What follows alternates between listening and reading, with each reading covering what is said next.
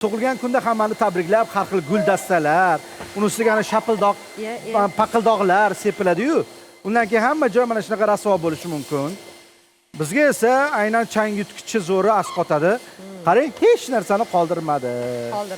Yana buni zo'r tomoni bilasizmi nimada?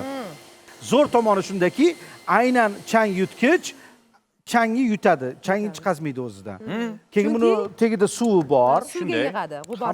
Mana hozir tomoshabinlarimiz ham ko'rishlari mumkin.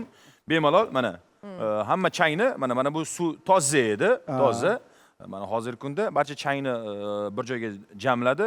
Ayniqsa allergiyasi borlarga ham juda ham foydali. Shunday. Chunki changdan rosa allergiya bo'ladiganlar ham bor-ku.